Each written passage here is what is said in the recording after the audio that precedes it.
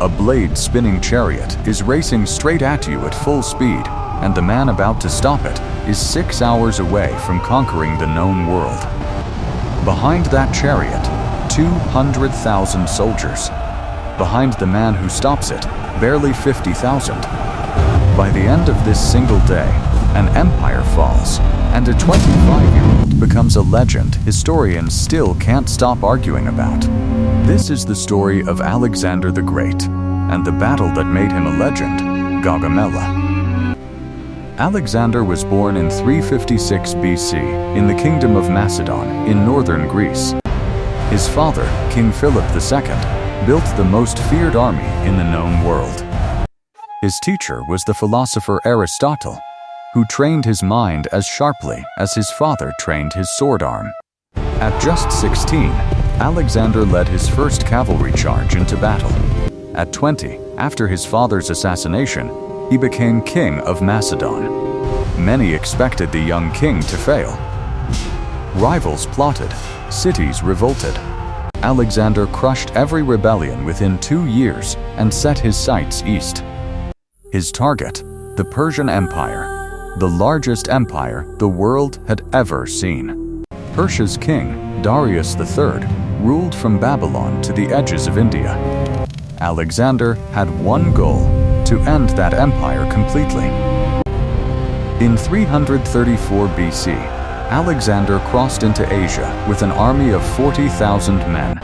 At the Granicus River, he shattered the first Persian force that opposed him. City after city fell: Sardis, Ephesus, Miletus barely resisting his advance. In 333 BC, at Issus, Alexander faced Darius himself for the first time.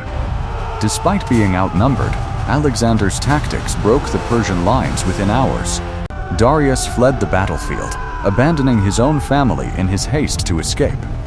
Alexander could have chased him down. Instead, he turned south. He conquered Phoenicia, then marched into Egypt, where he was crowned a living god.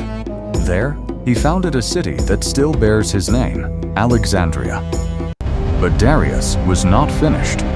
He gathered a new army the largest Persia had ever raised. Soldiers came from every corner of the empire: Persians, Bactrians, Scythians, Indians. Some ancient sources claim Darius commanded over 1 million men. Modern historians estimate 200,000 or more.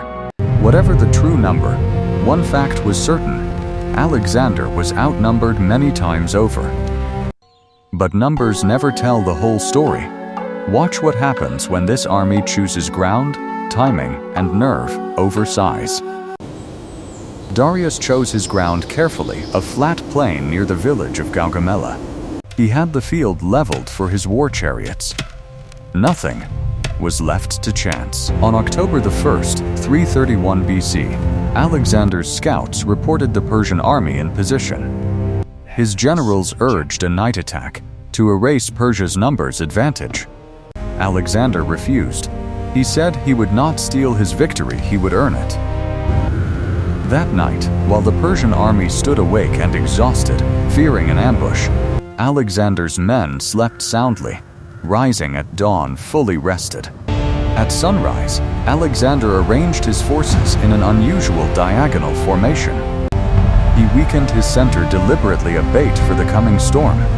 His plan was audacious: draw the Persian flanks away, then strike at Darius directly.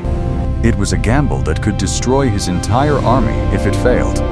If this gap in the plan is wrong, everyone here dies in the next 10 minutes. The horns sounded. The armies began to move. Persian scythed chariots charged first, blades spinning from their wheels. Alexander's javelin throwers and archers cut them down before they reached the line. The few chariots that broke through were let through gaps in the ranks and destroyed from behind. On the flanks, Persian cavalry surged forward, vastly outnumbering their Macedonian counterparts.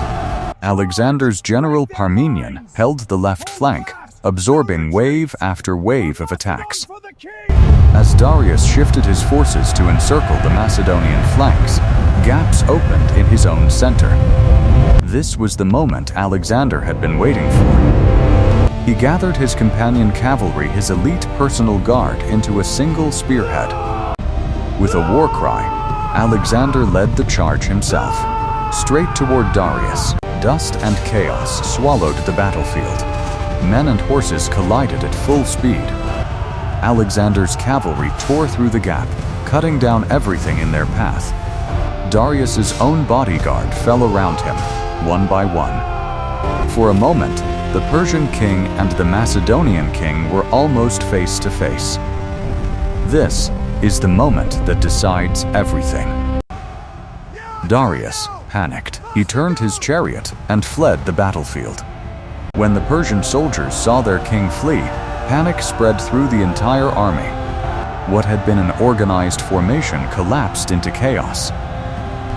On the Macedonian left, Parmenian's forces were still fighting desperately, nearly overwhelmed. Alexander was forced to break off his pursuit of Darius to save his own flank. He turned his companion cavalry back into the heart of the battle. The counterattack shattered what remained of Persian resistance. By afternoon, the greatest army Persia had ever assembled was in full retreat. Thousands of Persian soldiers lay dead. Macedonian losses were a fraction of that number. The battlefield fell silent, littered with broken chariots and abandoned banners. Gaugamela was over, and with it, so was the Persian Empire. Darius escaped east, but his authority was broken beyond repair. Within 2 years, he would be betrayed and killed by his own satrap. Alexander marched into Babylon, then Susa, then Persepolis, the ceremonial heart of Persia.